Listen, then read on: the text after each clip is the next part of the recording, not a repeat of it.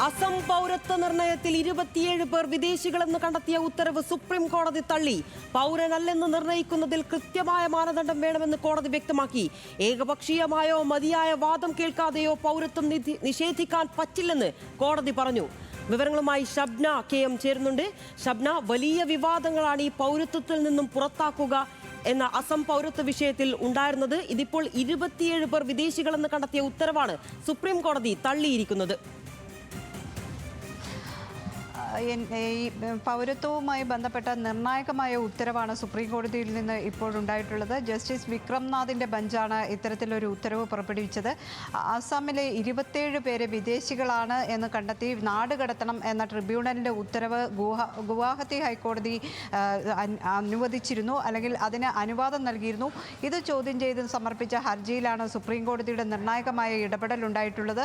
ഈ ട്രിബ്യൂണലിൻ്റെ 27 പേരെ വിദേശികളായി നാടുകടത്തണം എന്ന ഉത്തരവ് കോടതി റദ്ദാക്കിയിരിക്കുന്നു. വീണ്ടും ട്രിബ്യൂണലിനോട് ഇത് സംബന്ധിച്ചുള്ള കാര്യങ്ങൾ കൃത്യമായി പരിശോധിക്കാൻ കോടതി നിർദ്ദേശം നൽകുകയും ചെയ്തിട്ടുണ്ട്. അതുവരെ ഈ നാടുകടത്തൽ നടപടി റദ്ദാക്കി കോടതി ഉത്തരവിടുകയും അല്ലെങ്കിൽ അവരെ നാടുകടത്തുന്നത് വിലക്കുകയും ചെയ്തിട്ടുണ്ട്.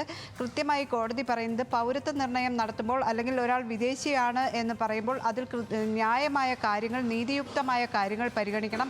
വളരെ ഭരണഘടനാ പ്രാധാന്യമുള്ള വിഷയമാണിത്. ഭരണഘടനയുടെ എല്ലാ അവകാശങ്ങളും അംഗീകരിച്ചു വേണം ഇത്തരത്തിലുള്ള കാര്യങ്ങൾ തീരുമാനമെടുക്കാൻ. ഒരാളെ വിദേശിയാണോ അല്ലെങ്കിൽ പൗരത്വമില്ലാത്ത ആളാണോ എന്ന് നിർണ്ണയിക്കുന്നത് അതിൽ കൃത്യമായ മാനദണ്ഡങ്ങൾ പാലിച്ചു തന്നെ നടപടിക്രമങ്ങൾ പൂർത്തിയാക്കണം. സംസ്ഥാന സർക്കാരുകൾക്ക് ഇത്തരത്തിലുള്ള ആളുകൾക്കെതിരെ നടപടി സ്വീകരിക്കാം, അതിൽ തെറ്റില്ല. പക്ഷേ അതിന് കൃത്യമായ മാനദണ്ഡങ്ങൾ നോക്കുകയും അതോടൊപ്പം തന്നെ ഭരണഘടനാ മൂല്യങ്ങൾ ഉയർത്തിപ്പിടിച്ചു വേണം ഇത്തരത്തിലുള്ള കാര്യങ്ങൾ തീരുമാനമെടുക്കാൻ എന്ന് കോടതി വ്യക്തമാക്കുകയും ചെയ്തിട്ടുണ്ട്. അല്ലാതെ ഏകപക്ഷീയമായി ഏതെങ്കിലും ഇല്ലെന്ന പേരിലോ അല്ലെങ്കിൽ ആ രീതിയിലുള്ള നടപടികളിലേക്ക് ലാഘവത്തോടെ ഈ വിഷയം കൈകാര്യം ചെയ്യരുത് എന്നാണ് സുപ്രീം കോടതി ഇപ്പോൾ ഉത്തരവിട്ടിരിക്കുന്നത്. ഈ പൗരത്വവുമായി ബന്ധപ്പെട്ട് വലിയ ചർച്ചകൾ അല്ലെങ്കിൽ വിവാദങ്ങൾ നിലനിൽക്കുന്ന സാഹചര്യത്തിൽ സുപ്രീം കോടതിയുടെ ഈ ഉത്തരവ് ഏറ്റവും നിർണായകം തന്നെയാണ്. കാരണം കോടതി ഗുവാഹത്തി ഹൈക്കോടതിയുടെ ഉത്തരവ് റദ്ദാക്കിക്കൊണ്ടാണ് ഈ രീതിയിലുള്ള നിർദ്ദേശങ്ങൾ നൽകിയിട്ടുള്ളത്. ഈ ട്രിബ്യൂണൽ വീണ്ടും ഈ 27 പേരുടെ കാര്യങ്ങൾ വിശദമായി പരിശോധിക്കണം.